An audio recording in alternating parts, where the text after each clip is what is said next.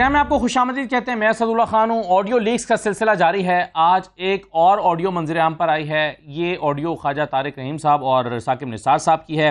इस पर रद्द-ए-अमल भी सामने आया है। ख्वाजा तारिक रहीम साहब ने तो इस पर कानूनी चाराजोई का ऐलान कर दिया है। सवाल ये पैदा होता है कि इस ऑडियो में क्या है, और इससे भी अहम सवाल ये पैदा होता है कि ये ऑडियोज़ कौन लीक कर रहा है और इसका क्या मकसद है। दूसरा, वज़ीर-ए-आज़म ने एक ही दिन इंतखाबात के हवाले से आज मुशावरत की है और कल इत्तेहादियों का एक अहम इजलास भी तलब किया गया है।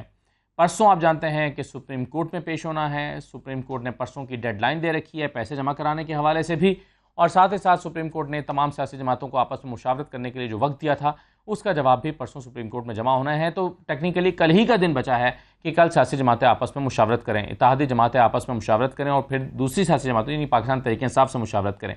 पाकिस्तान तहरीक-ए-इंसाफ के साथ मुशावरत का अमल अभी तक प्रॉपर्ली शुरू नहीं हो सका। कल इमरान खान ने कहा था कि मैंने ये मैंडेट शाह महमूद कुरैशी को दिया था और उनसे अभी तक किसी ने रब्ता नहीं किया। एक रब्ता असद कैसर साहब से इब्तिदा में हुआ भी था ईद से एक दिन पहले, लेकिन उसमें भी कोई पेशरफ्त नहीं हो सकी। तो क्या कल इस बात का कोई इम्कान है कि जो इत्तेहादी जमातें हैं वो आपस में मुशावरत करने के बाद इत्तफाक करें कि वो तहरीक-ए-इंसाफ से बातचीत करने के लिए तैयार हैं और फिर कल ही तहरीक-ए-इंसाफ के साथ कोई बातचीत भी हो जाए और कल ही कोई नतीजा भी निकल आए जो सुप्रीम कोर्ट में परसों जमा कराया जा सके? क्या इस बात के इम्कानात नज़र आते हैं? देखा जाए तो इसके इम्कानात काफ़ी कम दिखाई देते हैं कि एक ही दिन के अंदर ये सारा कुछ हो सके, लेकिन हो भी सकता है अगर पॉलिटिकल विल हो और सियासी जमातें ऐसा करना चाहें। दूसरा, एक और पेशरफ्त आज हुई है। MQM ने अपने अरकान असम्बली से इस्तीफ़े ले लिए हैं। वो जो मरदमशुमारी के नताइज हैं उससे नाखुश हैं और वो इस सिलसिले में उन्होंने अपने इस्तीफ़े लेने का मतलब अलामती तौर पर यह होता है कि ये इस्तीफ़े पार्टी के सरबराह के पास जमा हो गए, राब्ता कमेटी के पास जमा हो गए इनफैक्ट, और फिर ये दिए भी जा सकते हैं। तो क्या कोई बहरान सियासी तौर पर पैदा करने जा रही है MQM, जिसका ज़ाहिर है असर जो है वो पाकिस्तान के इस वक्त मौजूदा सियासी सूरत हाल पर इस तरह से पड़ेगा कि शायद फिर इलेक्शन ही में जाना पड़ जाए और उसके बाद एतमाद का वोट लेना शायद पड़ जाए प्राइम मिनिस्टर को। तो इन तमाम चीज़ों पर हम गुफ्तगू करेंगे। मेरे साथ राना एहसान अफजल साहब मौजूद हैं, वज़ीर-ए-आज़म के कोऑर्डिनेटर हैं, मुस्लिम लीग नून के रहनुमा। बहुत शुक्रिया राना एहसान अफजल साहब। जमशेद चीमा साहब हमारे साथ मौजूद हैं, पाकिस्तान तहरीक-ए-इंसाफ के रहनुमा हैं, और शुएब रज़ाक साहब हमारे साथ मौजूद हैं, आप माहिर कानून हैं, बैरिस्टर शुएब रज़ाक साहब। बहुत शुक्रिया, आपको भी खुश आमदीद। राना एहसान अफजल साहब, ये ऑडियो सामने आई है, वैसे इस ऑडियो में क्या है ऐसा जिस पर एक अदद प्रेस कॉन्फ्रेंस भी कर दी गई हुकूमती जमात की तरफ से? बिस्मिल्लाहिर्रहमानिर्रहीम। देखिए, इस ऑडियो में अगर आप देखा जाए तो बहुत कुछ है, और अगर आप इसको रद्द करना चाहे तो आप जिस तरह हर चीज़ को रद्द कर देते हैं कि ये मुबैना है, ये फेक है, ये कहाँ से आई, ये क्यों आई, लेकिन इसमें एक वो चीफ जस्टिस जिसने जो है हमारी पार्टी के प्राइम मिनिस्टर को फारिग किया, उसकी सदारत छीन ली, मरियम नवाज को फारिग किया, आज वो PTI को बता रहा है कि, और PTI की राह हमवार की कि वो 2018 की हुकूमत बनाए और वो जो नेक्सस है जिस तरीके से ये हुकूमत बनी वो सब कुछ, और फिर वो PTI के लॉयर को बता रहा है कि आज इस हुकूमत के वजीर आजम को कैसे फारिग किया जा सकता है और किस तरीके से मामला जो हैं वो चलाए जा सकते हैं। और फिर पिछली एक ऑडियो लीक जो है उसके अंदर उन्हीं की जो जोजा वाइफ जो हैं वो बात कर रही हैं चीफ जस्टिस की एक फैमिली मेंबर से, और वो उनको जो है वो बता रहे हैं कि उनको मैसेज किया गया है चीफ जस्टिस साहब को कि पूरी कौम उनके साथ खड़ी, उनको दुआएं दे रही है, और उसको एक्नॉलेज भी उस मैसेज को किया जाता है।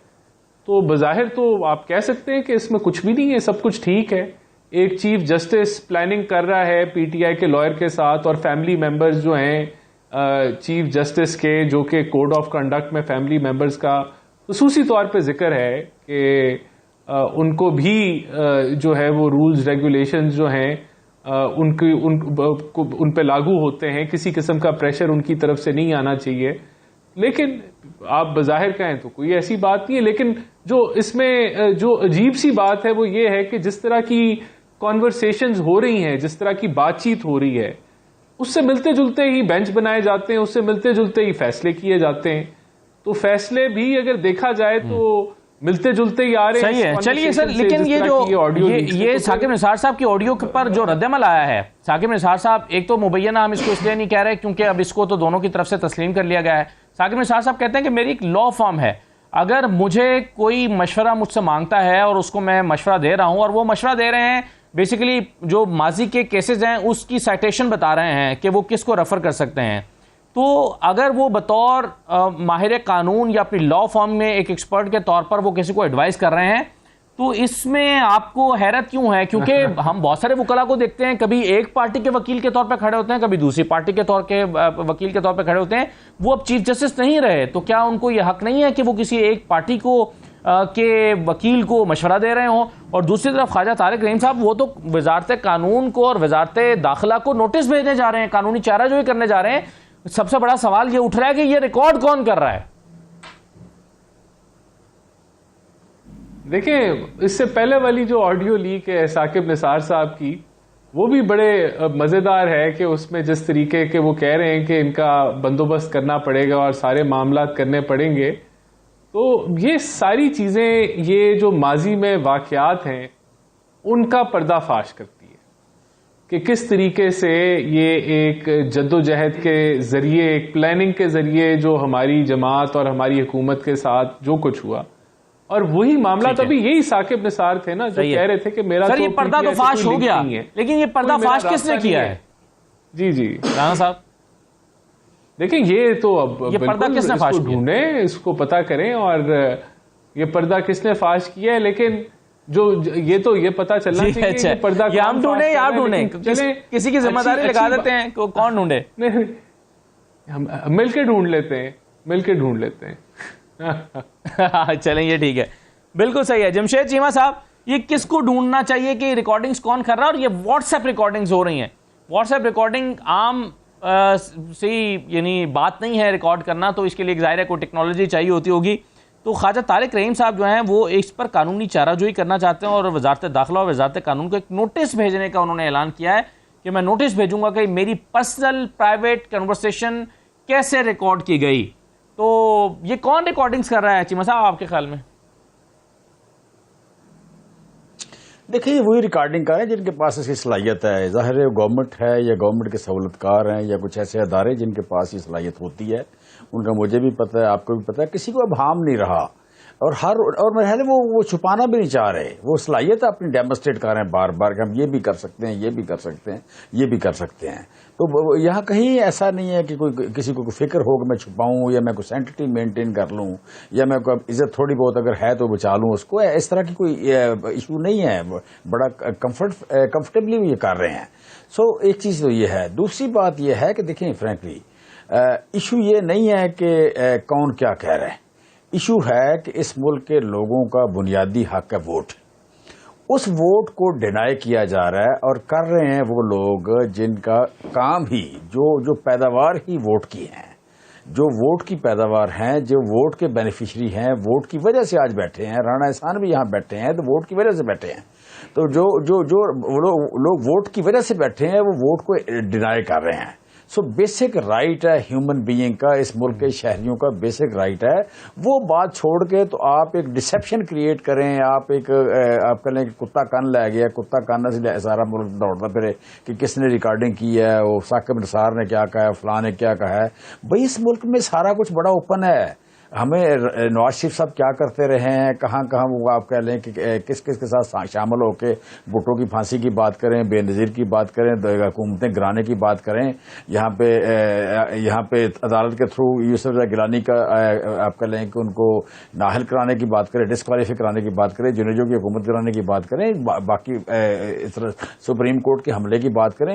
वो इतनी बड़ी बड़ी बातें हैं वो हम नहीं कर रहे, और बात कर रहे हैं यहाँ पे कि एक वकील दूसरे को मशवरा दे रहा है, और उसमें जो वकील एक मशवरा दे रहा है वो साबिक चीफ जस्टिस है। और वो चीफ जस्टिस जो था वो हमारा यानी मियाँ साहब का वो सेक्रेटरी लॉ था, और उसके साथ रिश्तेदारी है माशाल्लाह, हमारी हुक्मरान खानदान की रिश्तेदारी है उसके साथ। आज भी दो MNA या 3 MNA उस फैमिली के मौजूद हैं, ठीक है। उस फैमिली के सिटिंग गवर्नमेंट में अगर मतलब 50-55 MNA है तो 50-55 MNA से 2 से 3 उस फैमिली के हैं जिनके जज साहब हैं, ठीक है, ये साबिक जज साहब हैं। सो मैं समझता हूँ ये इशू ही नहीं है कि वो क्या कह रहे हैं, इशू है कि आप वोट से क्यों भाग रहे हैं। उसकी हम बात करें। इस मुल्क में मिसिंग पर्सन अब क्यों हो रहे हैं उसकी बात करें। ये ह्यूमन राइट्स वायलेशन क्या हो रही, क्यों हो रही हैं, इस मुल्क की इकोनॉमी क्यों बैठ गई है, इस मुल्क में ये जो आप कह रहे पॉलिटिकल इंस्टेबिलिटी हुई है उससे सारे मुल्क की इंडस्ट्री क्यों बंद हो गई है, इस मुल्क में आज खुराक की किल्लत क्यों हो गई, आटे की लाइनें क्यों लग गई, लाइनों में 20 लोग क्यों शहीद हो गए, इस मुल्क का जो इंप्रेशन गया है बाहर के ये इस मुल्क में आटा भी अवेलेबल नहीं है तो हम यहाँ इन्वेस्टमेंट क्यों करें इनके साथ। एक सियासत शुरू हो जाती है और कोई भी फरीक इस पर अपनी ज़ाहिर जिम्मेदारी लेने के लिए तैयार नहीं होता और कहा जाता है कि ये तो दूसरे फरीक की जिम्मेदारी है, दूसरा कहता है ये पहले की जिम्मेदारी है। लेकिन चलिए मैं इस मौजू को समेट के फिर आगे दूसरे मामला पर आता हूं जिनकी तरफ आप भी तवज्जो दिला रहे हैं। बैरिस्टर शुएब रज़ाक साहब, पहले तो ये मुझे इस नुक्ते पर जवाब दे दीजिए कि जो ख्वाजा तारिक रहीम साहब कानूनी कार्रवाई करना चाहते हैं, इस पर कानूनी कार्रवाई बनती भी है और किस कानून के तहत बनेगी, और क्या ये किसी नतीजे पर पहुंचा जा सकता है कि उनकी व्हाट्सएप पर्सनल कॉन्वर्सेशन कौन रिकॉर्ड कर रहा है? कोई अदालत इस नतीजे पर पहुंचकर पाकिस्तान में कोई ऐसा कल्चर है या कोई ऐसी मिसाल मिलती है कि इसको जो है वो तलाश किया जा सके कौन रिकॉर्ड कर रहा है और उसको मुर्द इल्ज़ाम ठहराया जा सके, जिम्मेदार ठहराया जा सके किसी? दो तीन बातें हैं खान साहब इसमें। एक तो चीफ जस्टिस साहब जो फॉर्मर चीफ जस्टिस हैं उनका इस्तेकाब तो है कि वो प्रैक्टिस कर सकते हैं, उनको 5 साल हो गए रिटायर हुए 2 साल के बाद वो अपनी लॉ फर्म खोल सकते हैं। और अगर वो ये क्लेम कर रहे हैं कि जी मैं किसी को एडवाइस कर रहा था तो that's okay, but at the same time ये वो चीफ जस्टिस हैं who has been the most controversial chief justice of Pakistan. ठीक है जी, तो जरा फैक्ट्स की बात कर लेते हैं। तीसरी बात ये है कि वो नोटिस सर्व कर रहे हैं व्हाट्सएप पे। हमने बहुत से व्हाट्सएप की कंपनी को बहुत सारे नोटिस यहाँ से हमने अमेरिका भी भेजे हैं कि जी ये आप हमें बताएं। वो बिलीव ही नहीं करते कि जी इसकी रिकॉर्डिंग हो सकती है। ठीक है, तो पाकिस्तान को आप लीगल नोटिस पर लॉ डिपार्टमेंट को आप भेजेंगे या मिनिस्ट्री ऑफ इंटीरियर को भेजेंगे तो नोटिस का जवाब आ जाएगा उस पर। वो मतलब ये एक तरफ से उधर से एक शोशा छोड़ा जा रहा है, एक शोशा इधर से छोड़ दिया गया है। तो this is not going to Pakistan में ऐसी कोई हिस्ट्री नहीं है। लेकिन रिकॉर्डिंग व्हाट्सएप अगर आपकी लोकल कंपनी पे आपकी लोकल जैज का या यू फोन का रिकॉर्डिंग आ जाए तो आप डेटा वहां से निकाल सकते हैं। ठीक है, ये जो इसका व्हाट्सएप का डेटा है that does not exist with you, ये आपके पास नहीं है। और इसके लिए जो कंपनी इसको ओन करती है वो आपको ये मटेरियल दे सकती है या नहीं दे सकती है, इसके लिए हमने पहले भी बहुत ट्राई की है and it was all in when. और ट्राई वो कर सकते हैं, लीगल नोटिस वो भेज सकते हैं, लेकिन वजह यही हो जाती है कि मतलब वो जिस तरह पहले मेरे कोई दोस्त बात कर रहे थे कि हम एक्चुअल इश्यूज की तरफ नहीं आ रहे। दो बातें हैं, अदालत ने क्या करना है जी। देखिए इस चीज को मद्देनजर रख के अदालत ने क्या करा, इस मुल्क में अदालतों ने क्या क्या किया है कि 200 केस में सिकंदर मिर्जा के जो लगा था उनका मार्शल लॉ, उसको सुप्रीम कोर्ट ने ये कहा था कि ये रेवोल्यूशन है। ठीक है जी, ये सुप्रीम कोर्ट ने कहा था ये रेवोल्यूशन है। नुसरत भुट्टो केस में उसको फॉलो किया गया, मौलवी तमीज दीन के केस को फॉलो किया गया। तो अभी अदालत ने एक फैसला करना कि उन्होंने एक्सटर्नल फैक्टर्स को सामने रख के फैसला करना है या कानून और आइन के तहत फैसला करना है कि ये मुद्दा हमारे पास आया है, इसको हमने कानून और आइन को सामने रख के फैसला करना है या एक्सटर्नल फैक्टर्स को सामने रख के। ठीक है, देखिए इन्होंने नुसरत भुट्टो केस में 1977 में डिसाइड किया कि जनाब एक्सटर्नल फैक्टर्स बहुत बुरे थे, इसलिए हमने इनके जो मार्शल लॉ है उसको जस्टिफाई कर रहे हैं। उसी मार्शल लॉ को जस्टिफाई करते करते 2 साल में उन्होंने आपने जैसा कि कहा कि चलिए आपकी राय उनके बारे में, साकिब निसार साहब के बारे में, एक मोस्ट कंट्रोवर्शियल चीफ जस्टिस रहे हैं, लेकिन जो ऑडियो कॉल उनकी सामने आई है जिसमें वो कुछ मशवरा दे रहे हैं तारिक रहीम साहब को, साइटेशन बता रहे हैं, तो आपके ख्याल में ये वाकई एक ऐसी चीज़ है जिसको बुनियाद बनाया जा सकता है इस बात की कि जी सुप्रीम कोर्ट या मौजूदा सुप्रीम कोर्ट उनके खिलाफ है? मैं तो इसको नहीं बिलीव करता। मैंने कहा देखें ना, मैंने पहले आपको बात बताई कि with in 2 years he can have his own law firm. उनको रिटायर हुए 5 साल हो गए, तो वो किसी को ओपिनियन दे सकते हैं, इनवाइटिंग दे सकते हैं, उनसे मिल सकते हैं, वो आपके टॉक शो में आ सकते हैं, वो बात कर सकते हैं। ठीक है, मेरा अपना जाती व्यू है। देखिए मैं एक छोटा सा वकील हूँ, we have seen him operating ना, we have seen him operating.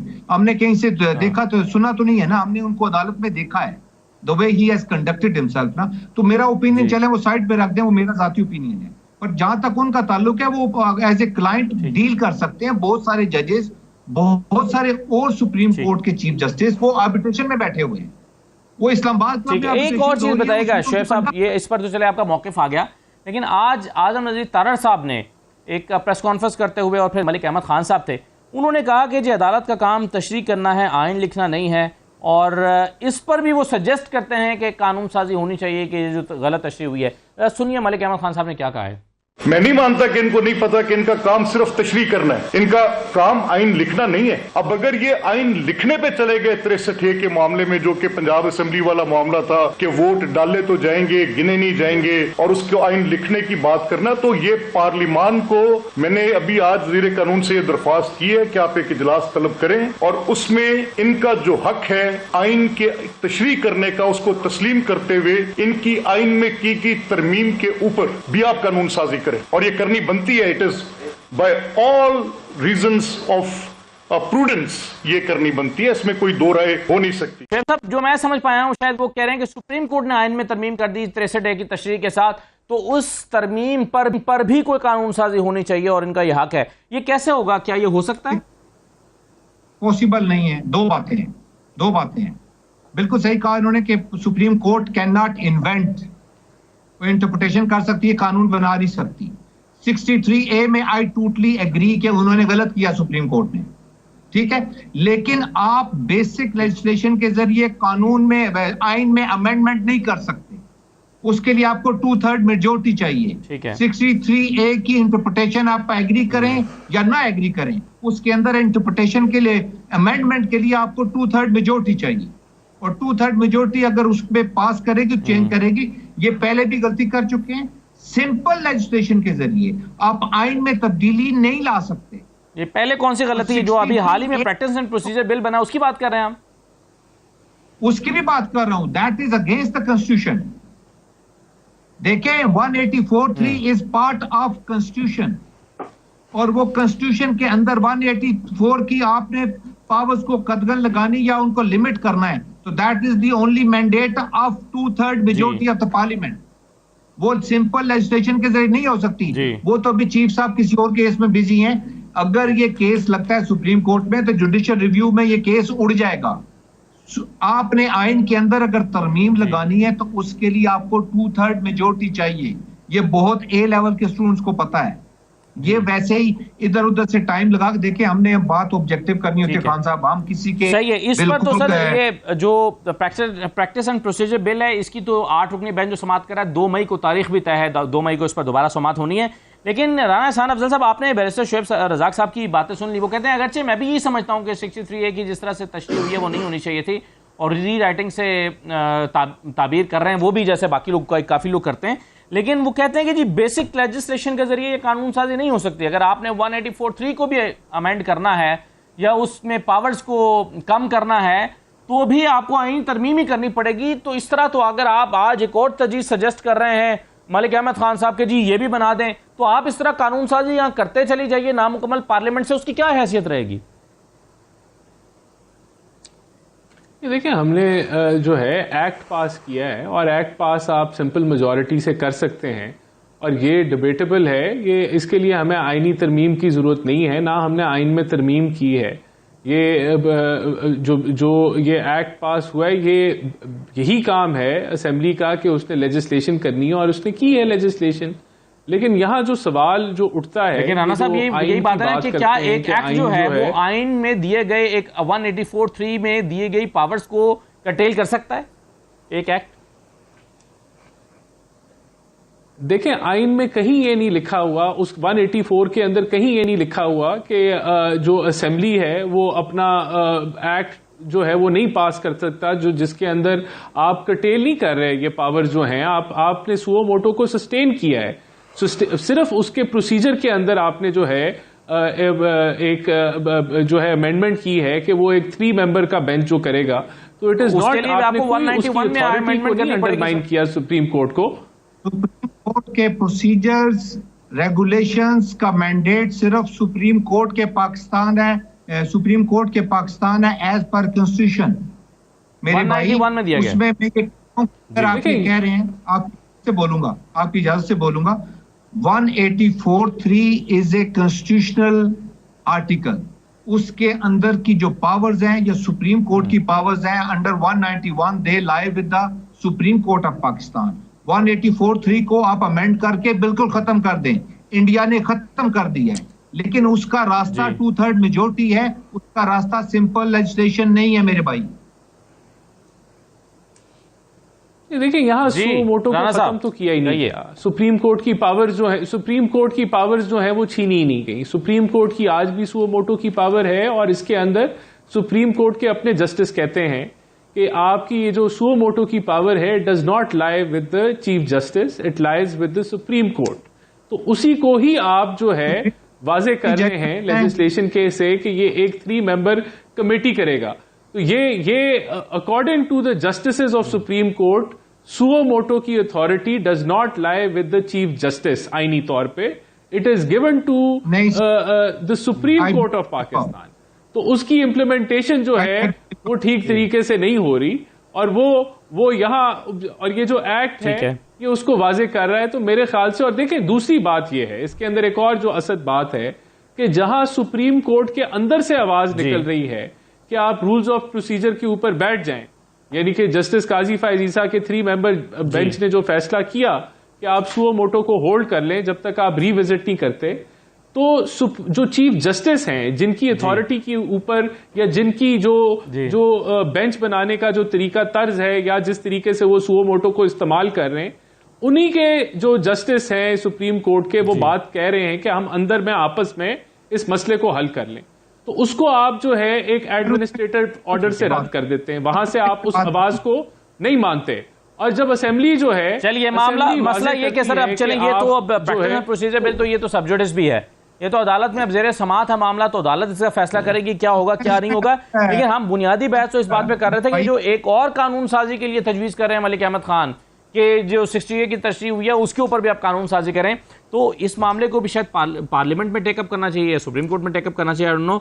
लेकिन आप चलिए एक छोटा सा ब्रेक लेते हैं, ब्रेक के बाद वापस आते हैं। SPR ने भी एक प्रेस कॉन्फ्रेंस किया आज, और उसमें भी उन्होंने इलेक्शन कराने के हवाले से जो आर्म्ड फोर्सेस का जो मौक़िफ़ है वो कहते हैं कि जी हमने इलेक्शन कमीशन को भी बता दिया, सुप्रीम कोर्ट को भी बता दिया, और वो क्या बताया गया वो हमारे इल्म में है।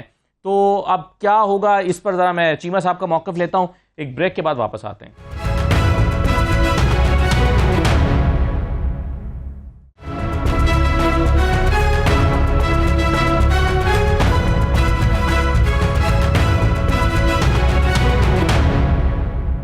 ब्रेक के बाद दोबारा खुशामदीद कहते हैं। DGI SPR ने आज एक प्रेस कॉन्फ्रेंस किया, और प्रेस कॉन्फ्रेंस करते हुए उन्होंने ये बताया है कि जी हमने अपना इनपुट जो है सिक्योरिटी के हवाले से वो इलेक्शन कमीशन को भी दे दिया है, और हमने सुप्रीम कोर्ट को भी दे दिया है। सुनिए DGI SPR ने क्या कहा है। जो सिक्योरिटी फोर्सेस की, जो आर्मी की for any in aid of civil जो तैनाती है, जो डिप्लॉयमेंट है, इसकी मजाज हुकूमत पाकिस्तान होती है, और हमने उसके ऊपर जो अपना मुफस्सल इनपुट है वो इलेक्शन कमीशन ऑफ पाकिस्तान को और सुप्रीम कोर्ट को भी डिटेल में बता दिया। एक और बयान भी सुन लीजिए जो सियासी जमातों के हवाले से, वो कहते हैं कि जी हमारी कोई सियासी सोच नहीं है और किसी तरफ झुकाव नहीं है, ना हो सकता है। सुनिए उन्होंने क्या कहा। पाकिस्तान की जो फौज है वो एक कौमी फौज, हमारे लिए तमाम सियासतदान और तमाम सियासी जमातें काबिल एहतराम है। आप भी ये नहीं चाहेंगे, फौज पाकिस्तान भी नहीं ये चाहेंगी कि वो किसी एक खास सियासी सोच या खास सियासी जाविये, नजरिए या जमात की तरफ रागिब हो। अच्छा, अब चीमा साहब आपने सुन लिया, DGI SPR ने बताया कि डिप्लॉयमेंट जो है आर्म्ड फोर्सेस की और सिक्योरिटी फोर्सेस की, ये इसकी मजाज जो है वो हुकूमत है, लेकिन हमारा क्या इनपुट है, हमने अपना इनपुट इलेक्शन कमीशन में दे दिया है, और हमने अपना इनपुट जो है वो दे दिया है सुप्रीम कोर्ट में भी। सुप्रीम कोर्ट में जो इनपुट दिया गया है उसके बाद सुप्रीम कोर्ट ने कहा कि जी ये हक़ाइक़ तो हमारे सामने ही नहीं थे, ये पिक्चर हमारे सामने नहीं थी, अटॉर्नी जनरल ने तो हमें ये बताया ही नहीं था। पता चला है कि मुल्क में इलेक्शन एक ही वक्त में हो सकते हैं या एक ही वक्त में होने चाहिए। तो अब ये बताइए कि आप कैसे इसकी तशरीह कर रहे हैं, क्या होगा, क्योंकि सुप्रीम कोर्ट एक तरफ 14 मई के फैसले पर बरकरार है और दूसरी तरफ सुप्रीम कोर्ट को मौक़िफ़ दे भी दिया गया सिक्योरिटी डिप्लॉयमेंट के हवाले से। देखिए, पिछले 12 महीने में जो कुछ बाजवा साहब ने या बाजवा साहब के आप कह लें कि जो भी यू कैन से के पीछे रहने वाले क्या से कहेंगे चीमा साहब के हमने मुल्क में दहशतगर्दी का खात्मा किया है और चप्पे चप्पे की हिफाजत करने के हम कैपेबल भी हैं और की भी है, तो सिक्योरिटी की सूरत हाल वो वैसी ख़राब नहीं है जैसी कि सुप्रीम कोर्ट में ये हुकूमत की तरफ से बताई गई थी कि जी पैरेलल गवर्नमेंट चल रही है खैबर पख्तूनख्वा में या यहाँ पर दहशतगर्द जो है वो पंजाब और मियांवाली तक आ गए हैं, तो वो सूरत हाल तो आज हमें पता चला कि नहीं है मुल्क में। एनीवे, मुझे अगर आप इजाज़त दें तो मेरे साथ एमक्यूएम के एमएनए उसामा कादरी साहब। अच्छा उसामा कादरी साहब, बहुत शुक्रिया। ये बताइए कि ये जो इस्तीफे जमा कराए गए हैं इसका क्या मतलब है? आप अपना एहतजाज हुकूमत से बातचीत कर सकते हैं, अपना एहतजाज रिकॉर्ड करा सकते हैं, आई एम श्योर पहले करा भी रहे हैं और हमारे सामने भी है, कई मरतबा कराया भी है, लेकिन क्या नौबत इस हद तक आ गई है कि आप अब इस्तीफे जमा करा रहे हैं? मतलब ये कि आप वफाकी हुकूमत से अलहदा हो सकते हैं? देखिए, बहुत शुक्रिया आपका। ये तो जो हमारे इस्तीफे जो आज हमारी पार्टी ने हमसे लिए हैं जी, इसमें एक बात तो बिल्कुल वाज़ेह है कि एमक्यूएम ने अपन जिस वक्त इत्तेहादी हुकूमत में शामिल हुई थी आज उसको 1 साल मुकम्मल हो जी। इस साल के दौरान जो भी एमक्यूएम से वादे वही इत्तेहादी हुकूमत के और बड़ी जमातों के लोगों ने किए थे, चाहे वो सूबा सिंध पाकिस्तान पीपल्स पार्टी थी या विफाकी सतह पर जो है मुस्लिम लीग नून थी, उनके साथ कुछ चीजें उसूली तौर पर तय हुई, लेकिन अल्हम्दुलिल्लाह गुज़िश्ता अदवार की तरह इस दफा भी इन्होंने दोनों जमातों ने एमक्यूएम को टेकन फॉर ग्रांटेड लिया और उन्होंने जो है किसी एक शिक के ऊपर अमल करना तो खुदा उसकी तरफ तवज्जो देने की भी कोशिश नहीं की। अच्छा, इस वक्त मेन मामला था वो ये था कि मरदमशुमारी के हवाले से एमक्यू के इंतहाई तहफ़्फ़ुज़ात थे जिस पर मरदमशुमारी अल्लाह अल्लाह करके शुरू तो हुई, लेकिन उसमें जो कुछ किया जा रहा है और जो कुछ हो चुका है वो यकीनन पाकिस्तान के लिए, रियासत के लिए इंतहाई नामुनासिब तरीक़ेकार इख्तियार किया गया। इस वक्त आप देखिए बदकिस्मती कि पाकिस्तान का वो शहर तो इस मुल्क की मईशत की रीढ़ की हड्डी की हैसियत रखता है जी, उसको आपने जो है मफलूज करने की कोशिश की। इसका मतलब ये है कि अरबाब इक़्तिदार और रियासत संजीदा नहीं है जी, उनकी तवज्जो उस तरफ ठीक है। लेकिन उसामा साहब, अब आप ये जो आपसे वादे किए गए थे, जैसा कि आपने फरमाया कि वो वादे पूरे नहीं हुए, आप इन वादे पूरे होने का अक्टूबर तक तो इंतजार करेंगे ना? जी, जरूरी नहीं है कि हम अक्टूबर तक इंतजार करें। इस वक्त देखिए रियासत मुश्किल में है, ये वतन मुश्किल में है, पार्लियामेंट का और इदारों का आपस में तसादुम चल रहा है। इस वक्त जो है मुल्क की मईशत जो है तबाही के दहाने पर खड़ी हुई है। लेकिन आप ये बताइए कि अगर मरदमशुमारी इस शहर के लिए, इस सूबे के लिए और इस मुल्क के लिए कराची की मरदमशुमारी जो है वो हमारी रेड लाइन, हमारे लिए जो है वो जिंदगी और मौत का मसला थी, तो इस वक्त मेरे लिए सबसे अहम तरीन चीज जो है वो सही मरदमशुमारी, सही लोगों को गिनना और उस हिसाब से जो है सही है लोगों के ये बात, इसमें तो कोई शक ही नहीं है, आपकी बात बिल्कुल दुरुस्त है। लेकिन उसामा साहब, लेकिन अगर आप कह रहे हैं कि जरूरी नहीं है कि हम अक्टूबर तक इंतजार करें और आप हुकूमत उससे पहले छोड़ सकते हैं, तो आपको पता है कि हुकूमत छोड़ने के बाद आप अगर हुकूमत से अलग हो जाते हैं तो हुकूमत गिर जाएगी, ये फिर एक बहरान पैदा हो जाएगा, फिर हुकूमत बरकरार नहीं रह पाएगी क्योंकि नंबर इतना नहीं है। देखिए, बहरान तो अभी भी है ना, अभी अदालती बहरान, पार्लियामेंट का बहरान, ये वर्सेस हैं एक दूसरे के साथ। अभी आप देखें मईशत किस दहाने पर खड़ी है, लेकिन अरबाब इक़्तिदार को ये फिक्र है कि जो इस मुल्क को चलाने वाला इंजन है उसको आपने मफलूज कर दिया तो मैं तो वैसे ही मर गया। और इस मुल्क की मईशत बेहतरी के लिए, इस मुल्क की सियासी इस्तेहकाम के लिए, इस मुल्क के आपने अदालती और जो है पार्लियामेंट के दरमियान तवाज़ुन पैदा करने के लिए आपने उस शहर की सही होनी चाहिए थी। मेरी रेड लाइन ये है, मुझे इससे फिक्र नहीं है कि मुल्क मईशत कहाँ जा रही है, मुझे इससे कोई सरोकार नहीं है कि अदालती तसादुम और पार्लियामेंट का तसादुम क्या हो रहा है। इस वक्त मेरी जिंदगी और मौत का मसला जो है आपके सामने है, इस रियासत के सामने है, तो रियासत अरबाब इक़्तिदार को चाहिए तो मेरी बातों पर संजीदगी के साथ तवज्जो दें। ठीक है, और अगर ऐसा नहीं होता तो फिर जिस खेत से दहका को मैसर न हो रोजी, उस खेत के हर खोशे गंदम को जला दो। बिल्कुल ठीक है। चले मैं राना एहसान अफजल साहब का मौक़िफ़ ले लूँ इस पर, क्योंकि हुकूमत की तर्जुमानी कर रहे हैं राना एहसान अफजल साहब। ये एमक्यूएम के स्टेप को कितनी संजीदगी से हुकूमत लेती है वो कहते हैं कि जी मुझे ही अगर मेरे खेत से रोजी मुयसर ना हो तो मुझे इससे क्या फ़र्क पड़ता है कि क्या बहरान पैदा होगा और क्या इस वक्त जो है वो मामला चल रहे हैं हुकूमत के। हुकूमत गिरती है तो गिर जाए। आप कितना संजीदगी से ले रहे हैं हुकूमत के इस एक्शन को कि उन्होंने अपने इस्तीफे में राब्ता कमेटी को दे दिए हैं? आप तो बरकरार अपनी अक्सरियत बरकरार नहीं रख पाएंगे। ये देखिए, हुकूमत की कोलिशन पार्टनर है MQM और इनके जो कंसर्न्स हैं वो हमारे कंसर्न्स हैं। और जब भी इन्होंने कोई भी बात हाईलाइट की है तो PMLN और शहबाज शरीफ साहब जो वज़ीर आज़म हैं उनका ख़ुसूसी कोशिश रही है कि इनके साथ जो भी कमिटमेंट्स हैं वो पूरी की जाएं। और इनके अभी भी जो इश्यूज़ हैं वो हमारी कोशिश है कि वो उनको रिजॉल्व किया जाए। और जिस तरीके से ये सेंसस हुआ है वो एक ट्रांसपेरेंट तरीका है और अगर कोई उसमें कोई कमी कोताही रह गई है तो उसको दूर किया जा सकता है। तो ये तो ऑब्वियसली इनके साथ हर लिहाज से इंगेज किया जाएगा और इनकी कंसर्न्स को केटर किया जाएगा। और अगर कोई सेंसस के अंदर कोई फ्लॉ है और वो पिन पॉइंट होता है और वो जेन्युइन है तो उसके अंदर दुरुस्तगी लाई जा सकती है। ये तो कोई ऐसी बात नहीं है कि अगर कोई इनकी जायज़ आइडेंटिफाइड गलतियां हैं सेंसस के दौरान तो उनको बिल्कुल ठीक करना चाहिए। लेकिन एक साल से वो प्रेस कॉन्फ्रेंसेस कर रहे हैं, एहतजाज कर रहे हैं, मुतालबात कर रहे हैं, किसी ने उनकी बात नहीं सुनी। तो अब आप क्यों करेंगे और पहले क्यों नहीं किया? नहीं, ऐसी बात नहीं है। देखें, इनका मुतालबा था कि सेंसस हो और सेंसस हो रहा है और डिजिटल सेंसस हो रहा है, नई टेक्नोलॉजी के साथ हो रहा है। और अगर उस प्रोसीजर के अंदर जो है कोई फ्लॉज हैं, कोई जो ये आइडेंटिफाई अगर करते हैं तो उनको ज़रूर देखा जा सकता है कि वो फ्लॉज दूर किए जाएं। अगर कोई गलतियां कोताहियां हैं, अभी तो यही मामला है ना, सेंसस का मामला है कि सेंसस जो है वो ठीक तरीके से नहीं हुआ। उसको देखा जा सकता है कि ये सारा मामला खत्म हो जाएगा तरीके से, उसके बाद क्या होगा? नहीं तो लेकिन अगर कोई ऐसी यानी कि गलती आइडेंटिफाई ये कर लेते हैं जो कि बड़ी सीरियस है तो वो वहाँ उन एरियाज में दोबारा एक्सरसाइज की जा सकती है।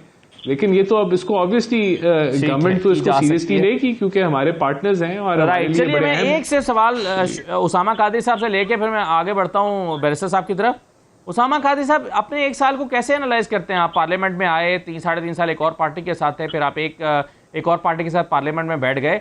आप इस फैसले को जब पिछले एक साल को देखते हैं, आप समझते हैं कि हाँ ये बहुत बेहतर फैसला था, आप कंट्रीब्यूट कर पाए? क्योंकि तासुर यह है कि हुकूमत इस वक्त गैर मकबूल हुई है, उसकी इत्तेहादी गैर मकबूल हुए हैं। आप बेहतरी का सोच कर आए थे, वो बेहतरी नहीं हुई, तो आज आप अपने लोगों को जवाब देने की पोजीशन में हैं कि आपने सही फैसला किया था एक साल पहले या गलत फैसला किया था? देखिए, मैं आपके 2 मिनट लूंगा। मैं आपकी इस बात का जवाब जो है मैं इस तरह से देता हूँ कि ये मेरा ख्याल ये है कि उस वक्त के हालात को जो आज से 1 साल कबल थे तो उसमें जो है आपके इल्म में भी है कि किस तरह से जो है चीज़ों को जो है वो लेकर चला गया और कहाँ से चीज़ें हो रही थी। उन तमाम वो अवामिल सारे के सारे आपके सामने भी हैं जो कि मैं अभी तो कहाँ से चीज़ें हो रही थी? मेरे इल्म में तो कोई अवामिल अगर देखिए, आपकी हंसी और मुस्कुराहट मुझे ये बता रही है कि आपके इल्म में, लेकिन मैं अभी उस नहीं, वो जहाँ चीज़ें हो रही थी वो तो कहते हैं मैंने तो मना किया था। आपका प्रोग्राम जो है वो काफी लंबा हो जाएगा। मैं सिर्फ आपको ये बताना चाह रहा हूँ कि ये जहाँ पाकिस्तान पीपल्स पार्टी के साथ MQM जब भी कोई मुआहिदा करेगी उसको पाया तकमील तक नहीं पहुँचना है। क्योंकि देखिए, इस वक्त तमाम तर मामला जो है जो MQM के कराची शहर के या सिंध के कराची शहर के रहने वाले लोगों के जो मसाइल है वो तमाम के तमाम जो है वो सिंध से पर्टेन करते हैं। और सिंध में जो जिस काबिज पार्टी की हुकूमत है वो किसी भी तौर जो है सिंध के शहरी इलाकों के हुकूक देने में कभी संजीदा न रही है न रहेगी। तो इस वक्त जो है मैं ये समझता हूँ कि MQM का ये फैसला शायद बहुत गलत था कि उसने जो है उस वक्त इनका साथ दिया, बल्कि अगर वो जो है अपनी उसी पोजीशन पर खड़ी होती तो मैं समझता हूँ कि आज जो है वो तमाम लोग जो आज साहिब इख्तियार हैं वो जेलों में आते। और मेरा ख्याल ये है कि ये MQM के लिए एक बहुत बड़ी कामयाबी होगी जब वो जो है वो अपने उस मौके पर डटी रही और शहरी सिंध के हुकूक के हुसूल के लिए उसने जो है किसी के हाथों खिलौना और आलाकार नहीं बनी। मेरी वजह से जो है वो सिंध के अरबाब इख्तिसार और पाकिस्तान के अरबाब इख्तिसार जेलों में जाने से बच गए। लेकिन सिंध के शहरी इलाकों को जो हुकूक मिल रहे थे या मिलने थे, उस पर जो है बहुत बड़ी कदगन लग गई और जो है सिंध के अरबाब इख्तिसार चलिए पार्टी और सरदारी साहब उसामा साहब, अब पछताए क्या हो जब चिड़ियां चुग गई खेत। अब वक्त जा चुका, बहुत वक्त आगे बढ़ गया। अपनी गलतियों को तस्लीम करते हुए मैं इस बात का बरमला जो ये बात कहने में हकदारी हूँ कि पाकिस्तान पीपल्स पार्टी से सिंध के शहरी इलाकों को और खुसूसन कराची शहर को ढेले का फायदा नहीं हो सकता। क्योंकि चलें, अब आपको तो सर ये बात एक साल पहले भी पता थी, हम सबको पता थी और आपको भी पता होनी चाहिए थी। बड़ी हैरत की बात है कि आप फिर एक दफा आपके बकौलात झांसे में अगर आपने एतबार कर लिया पीपल्स पार्टी पर। मुझे पता थी जी, मुझे जरूर पता थी, लेकिन उसके साथ साथ एक चीज ये ध्यान में रखिए कि जब लोगों ने इस फैसले को ऊपर किया तो एमक्यूएम खुश नहीं थी और एमक्यूएम के ठीक है। चलिए, हाँ चले, आज आपके वोटर आपसे पूछ रहे हैं कि ये फैसला आपने क्यों किया। राइट सर, मुझे एक ब्रेक की तरफ बढ़ना है। उसामा साहब, आप शुक्रिया, आपका मौक़िफ़ तफसील से आ गया। एक ब्रेक ले लेते हैं, ब्रेक के बाद वापस आते हैं। तो मैं शुएब रज़ाक साहब के सामने ये सवाल रखता हूँ कि अगर एमक्यूएम निकल जाती है तो फिर क्या, और सदर कह देते हैं कि जी एतमाद का वोट लें, तो क्या होगा। एक ब्रेक लेते हैं, ब्रेक के बाद वापस आते हैं।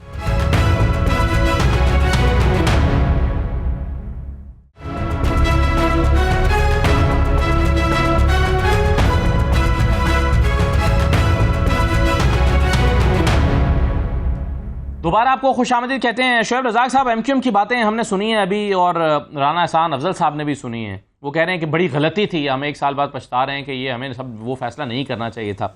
आज लेकिन एमक्यूएम अपने पछतावे का इजाला करने के लिए अगर बाहर आ जाती है हुकूमत से और उधर सदर साहब कहते हैं कि वज़ीर-ए-आज़म एतमाद का वोट लें, तो उसके बाद का प्रोसीजर क्या होता है। हुकूमत अपना नंबर पूरा, ज़ाहिर पूरा तो नहीं हो, 172 उसके बाद पूरे नहीं होंगे, क्या होगा। देखिए, दो बातें हैं। एमकेएम को ये जो पछतावा हो रहा है, ये मैं वैसे पहली बार बात कर रहा हूँ, इनके डिसीजन कोई और करता था, इनकी तारें से हिलती हैं, ये मुझे भी पता है, आपको भी पता है, सारी दुनिया को पता है।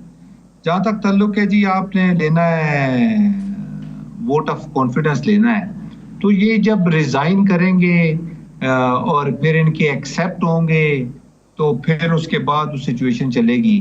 जहां तक पीटीआई का ताल्लुक है, दे हैव ऑलरेडी रिजाइंड, तो उसके बाद वो देखा जाएगा कि आपने ये देखना है कि वोट ऑफ कॉन्फिडेंस में सिर्फ ये नहीं, मेजोरिटी का नहीं होता, आपने ये देखना होता है कि पार्लियामेंट के अंदर लोग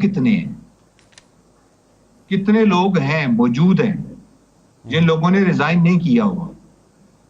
तो actual strength of the parliament वो डिसाइड करेगी उसके पास वोट ऑफ कॉन्फिडेंस है या नहीं। ठीक है, जहां तक ताल्लुक है इनका, ये रिजाइन करेंगे, ये वैसे ही वो मतलब अटेम्प्ट करते हैं, ये कल रिजाइन कर देंगे, मतलब this is the most non serious political entity इन पाकिस्तान, जिनकी डिसीजन अपने पॉलिटिकल होते ही नहीं है, मतलब कोई और करता है और उनके ब्याह पे एक दिन बाद ये एक बात करते हैं, दूसरे दिन बाद ये दूसरी बात करते हैं, मतलब they are not serious contenders in Pakistan politics.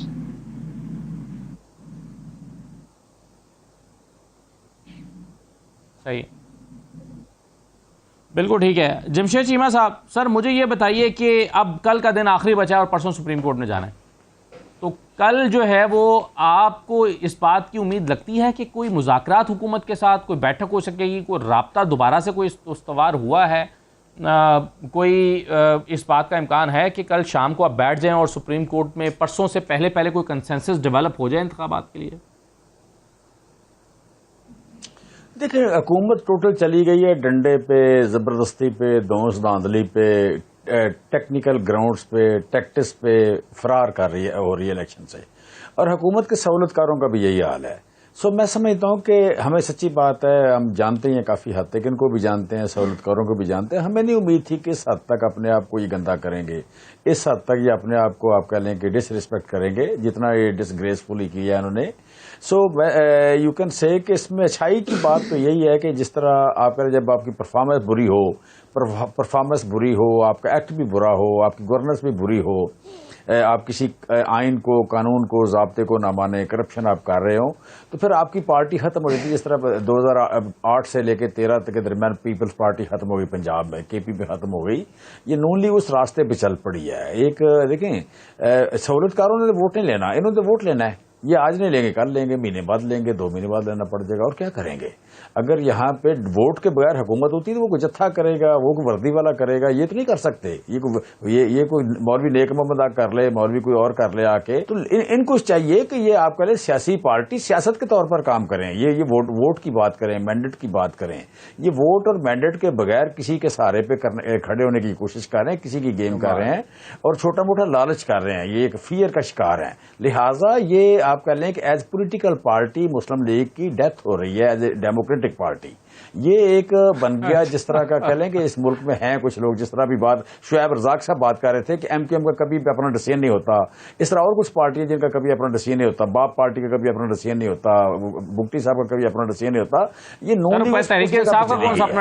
ये उस जगह चली गई जहां इमरान खान साहब कह रहे हैं मैंने जनरल बाजवा के कहने से असेंबली तोड़ी पंजाब की और खैबर पख्तूनख्वा की। वो कहते हैं मुझसे सारे गलत फैसले बाजवा साहब ने कराए, मुझे इलेक्शन कमिश्नर का चीफ उन्होंने लगवाया, मुझे राणा सनाउल्लाह पर केस जो है वो उससे बनवाया बाजवा साहब ने। तो तहरीक इंसाफ के अपने कौन से फैसले होते हैं? अच्छा देखिए, मैं आपको बताऊं, इसमें असल से देखें किसी का मशवरा मानना और बात है, लेकिन मुझे एक बात का पता होना चाहिए कि 5 साल के बाद मुझे वोट लेना पड़ेगा। मुझे वोट के बगैर मेरा गुजारा नहीं है। मैं किसी भी टेक्निकलिटीज के पीछे नहीं छुप सकता। मैं वोट वाला हूं, मैं डंडे वाला नहीं हूं, मैं गन वाला नहीं हूं, मैं वोट वाला हूं। तो मुझे जिस दिन गन वाले की लोड पड़ेगी उस दिन मैं फारूक हूं, वो गन वाला होगा, मैं नहीं हूंगा। उसके साथ मैं खड़ा हो ही नहीं सकता। किसी भी कानून, किसी भी आइन, किसी भी जगह पे वो मैं उनके लिए अजनबी हूं। मैं अगर वोट नहीं है तो फिर मैं अजनबी हूं। कुछ दिनों बाद मैंने अजनबी हो जाना है। लिहाजा आज की मुस्लिम लीग को, आज की पीपल्स पार्टी को पता होना चाहिए कि फलाने दिन इन्होंने अजनबी हो जाना है। अजनबी हो जाना है तो फिर ये किसी की ऐसे बंदे की गेम करें, ऐसी टेक्निकलिटीज के पीछे छुपने की कोशिश करें, भैया आपको नहीं छुपने देगा। आपकी तो कमर में दर्द होता है, आपकी तो टांगे नहीं चलती हैं, आपके गोडे खराब हैं, आपकी नजर खराब है, आपकी उम्र 80 साल है, आपको कौन साथ खड़ा करेगा? आप तो वोट वाले हैं। वोट वाले को या यहाँ पे आके मौलवी नेक मोहम्मद खड़ा होगा, यहाँ पे आके कुछ जत्था खड़ा होगा। सो आपने नहीं खड़े होना। लिहाजा आप वोट की बात करें। आज आप अनपॉपुलर हैं, आज आपको क्राइसिस है एक पॉपुलैरिटी का, तो ये कल को हल हो जाएगा। ये पार्टियां आगे पीछे होती रहती हैं, ये पॉपुलैरिटी आगे पीछे होती रहती है, लेकिन आप वोट से पीछे हट जाए, वोट से पीछे हट जाए तो ये नहीं चलेगा। जी ठीक है, चलें राना साहब, एक बाइज्जत रास्ता भी है कि आप हुकूमत के साथ, इत्तेहादी जमातों के साथ मिलकर मुशावरत करने के बाद तहरीक इंसाफ के साथ बातचीत करें और किसी एक तारीख पर मुत्तफिक होकर इलेक्शंस में चले जाएं। ये एक तो ये रास्ता है जिससे ज़ाहिर है फेस सेविंग भी हो जाएगी। लेकिन अगर एमक्यूएम निकल जाती है बाहर, जिस तरह से वो कह रहे हैं मैं बड़ा पछतावा है 1 साल पहले हमने गलत फैसला किया था और आज हम अपने वोटर को जवाब देने के काबिल नहीं बचे, तो अगर वो निकल जाते हैं इस मौके पर, आप अपना जो पार्लियामेंट के अंदर 172 पूरा नहीं कर पाते, इत्तेमाद का वोट नहीं ले पाते, फिर भी तो इलेक्शन में जाना ही पड़ेगा ना, और आज भी जाना पड़ेगा, 2 महीने बाद भी जाना ही पड़ेगा। तो क्या ये बेहतर नहीं है कि बाइज्जत तरीके से बातचीत के जरिए से जो इतना कॉन्स्टिट्यूशनल क्राइसिस एक पैदा हो रहा है उससे बचा जाए और आप अच्छे तरीके से इलेक्शन में चले जाएं? देखें, कॉन्स्टिट्यूशनल क्राइसिस तो तब पैदा हुआ था जब आइन की बात हम करते हैं कि आइन जो सिर्फ सियासतदानों पे और सियासत पे लागू होता है लेकिन सुप्रीम कोर्ट पे लागू नहीं होता, जो कि आइन को ना अमेंड कर सकती है, ना क्रिएट कर सकती है, ना रीराइट कर सकती है, लेकिन उसने धड़ल्ले से किया। और ये जो इलेक्शन की बात आ रही है, पंजाब हुकूमत जो है वो पीटीआई को दे दी, और फिर जो जिस स्ट्रेटजी की ये जमहूरियत की ये बात कर रहे हैं, अभी जमशेद चीमा साहब ने बड़ा लंबा लेक्चर दिया, वो ये जनरल बाजवा से सियासी स्ट्रेटजी डिस्कस करते हुए मशवरा ले रहे थे कि मैं अगर कैसे इलेक्शन लूं, तो उन्होंने कहा तुम असेंबलियां डिसॉल्व कर दो। तो उन्होंने उस मशवरे के मुताबिक असेंबलियां डिसॉल्व कर ली। ना वो डीजी आईएसपीआर के साथ मिले, चीफ के साथ छुपके तो मिले, और फिर उनके मशवरे को भी मान लिया और कहते हैं हम जमहूरी हैं, और फिर आए भी उसी के रास्ते से थे, असेंबलियां भी उसी के रास्ते से डिसॉल्व। आप भी तो मशवरे के साथ कैबिनेट बनाते रहे ना, आप 2018 में कैबिनेट बना के बैठे हुए थे उनके मशवरे से।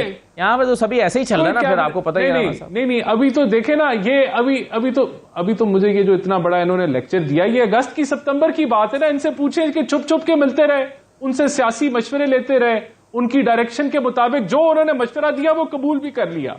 तो फिर सवाल तो बनता है ना, कबूल भी किया, इनको हुकूमत भी दे दी, आइन की खिलाफ वर्जी से बिल्कुल ब्लेटेंट खिलाफ वर्जी करते हुए सुप्रीम कोर्ट ने रीराइट अमेंड और रीराइट किया कॉन्स्टिट्यूशन को। और आज एक और मैं सिर्फ करेक्शन करना चाहता हूं, देखें जो आर्टिकल 191 है ना, वो subject to constitution and law की बात करता है कि द सुप्रीम कोर्ट में make rules regulating the practice and procedure of the court. तो ये article 191 subject to constitution and law की बात करता है। तो अब ये जो प्रैक्टिस एंड प्रोसीजर बिल है ये लॉ बन चुका है, तो हम कर सकते हैं। हमने ये असेंबली की पावर्स हैं कि वो लॉ इनैक्ट करे, और ये लॉ के लिए आपको सिंपल मेजॉरिटी चाहिए। तो ये मैं वो जो पिछला सवाल था उसको भी क्लैरिफाई कर दूं। तो मैं ये सिर्फ ये कह रहा हूं कि ये जो बातें ये कर रहे हैं जमशेद चीमा साहब, इसका कोई सर पैर तो है नहीं। ये पिछले 6 महीने तक तो चीफ ऑफ आर्मी स्टाफ जो थे उनसे मुशावरत, उनसे जो है वो हर लिहाज से कनाइवेंस करते रहे, उनके साथ बातचीत उनके मुताबिक, उनके मशवरे के मुताबिक चलते रहे। अब ये हमें कह रहे हैं कि वोट से छुप रहे हैं। वोट से कोई नहीं छुप रहा, लेकिन ये कि इलेक्शन जो है ये भी बड़ी क्लियर बात है कि उसकी डेट जो है ईसीपी ने देनी है, उसकी डेट सुप्रीम कोर्ट ने नहीं देनी। चलिए मैं एक सिनेरियो डिस्कस करना चाहता हूं आखिर में शोएब रज़ाक साहब से, और वो सिनेरियो ये है शोएब साहब कि अगर परसों, जिसका इम्कान हमें ज़्यादा नज़र आ रहा है कि परसों तक बजट जारी नहीं होगा इलेक्शन के लिए, इलेक्शन कमीशन को जो सुप्रीम कोर्ट ने ऑर्डर कर रखा है, नई डेट दे रखी है 27, और सुप्रीम कोर्ट अपने फैसले 14 मई के इलेक्शन पर भी कायम है, जो कि इलेक्शन कमीशन को अब लगता है कि ये नहीं हो सकते, तो फिर सुप्रीम कोर्ट के पास अब क्या रास्ते बचे हैं? परसों अगर ये तमाम सियासी जमातें किसी एक नुक्ते पर मुत्तफिक होकर, किसी एक तारीख पर मुत्तफिक होकर सुप्रीम कोर्ट के पास नहीं पहुंचती, और वही स्टेटस होता है जो ईद से 2 दिन पहले का स्टेटस था, तो सुप्रीम कोर्ट कौन सा लीगल रास्ता इख्तियार कर सकती है? उसके पास कौन कौन से ऑप्शंस हैं? देखिए, दो बातें। एक तो मैं सिर्फ 30 सेकंड आपके एक्स्ट्रा लूंगा, फिर मैं इस पे कमेंट दूंगा। सुप्रीम कोर्ट ने पहले डिसाइड किया 9 मेंबर बेंच बनेगा। At the end of the day 3 member bench ने डिसाइड किया, उन्होंने डिसाइड कर दिया। एक्सटर्नल फैक्टर्स को कंसीडर करके डिसाइड कर दिया। I don't agree with that. अब सुप्रीम कोर्ट ने डिसीजन दे दिया है। अगर गवर्नमेंट उस डिसीजन को, देखिए इसको हम फ्यूचर जनरेशन वालों को ये बताएंगे इस डिसीजन की क्या इंपॉर्टेंस है, तो वो तो इतनी बड़ी इंपॉर्टेंस नहीं होगी। लेकिन अभी सुप्रीम कोर्ट के ऑर्डर को आपको फॉलो करना है, and supreme court has to make sure कि वो सुप्रीम कोर्ट के ऑर्डर को लेटर एंड स्पिरिट में उसको फॉलो किया जाए, कानियां ना डाली जाए। अगर सुप्रीम कोर्ट ने एक्सटर्नल फैक्टर्स जो एस्टेब्लिशमेंट ने जाके उनके सामने गुजारिशात की, उन एक्सटर्नल फैक्टर्स को सामने रख के डिसीजन में रद्दोबदल करते हैं, तो ये invention of doctrine of necessity दोबारा शुरू हो जाएगा। और जो आपकी 1955 में मौलवी तमीजुद्दीन के साथ कहानी शुरू हुई थी, वो 2023 में दोबारा शुरू हो जाएगी। तो भी सुप्रीम कोर्ट ने यार डिसाइड करना है। बहुत सारे चीजों पे अपने as a very humble student of law मेरे अपने तहफ्फुज़ात थे कि क्या क्या गलतियां हुई इस बेंच से, कौन कौन सी चीजों को कंसीडर करना चाहिए था जो कंसीडर नहीं हुई। लेकिन अभी फैसला हो चुका है, आपने इस फैसले को इम्प्लीमेंट करना है। उसके लिए आपने कॉन्टेम्प्ट ऑफ कोर्ट लगानी है, वो लगाएं, जिस पे लगती है उस पे लगाएं। लेकिन अभी सुप्रीम कोर्ट ने ये फैसला करना है कि 55 के बाद अभी आपने सुप्रीम कोर्ट को किस तरफ लेके जाना है, कि वो एक्सटर्नल फैक्टर्स को सामने रख के डिसीजन करे या कानून और आइन को सामने रख के फैसले करे। तो decision lies with the supreme court, and supreme court ने अपने ऑर्डर को इंप्लीमेंट करना है। ठीक है, बिल्कुल सही है। आप कह रहे हैं एक्सटर्नल फैक्टर्स जो हैं उसको देखे बगैर कानून को सामने रखते हुए, आइन और कानून को सामने रखते हुए सुप्रीम कोर्ट को फैसला करना है। बहुत शुक्रिया बैरिस्टर शोएब रज़ाक साहब, जमशेद चीमा साहब, राना एहसान अफजल साहब प्रोग्राम में शिरकत करने का शुक्रिया। अल्लाह हाफ़िज़।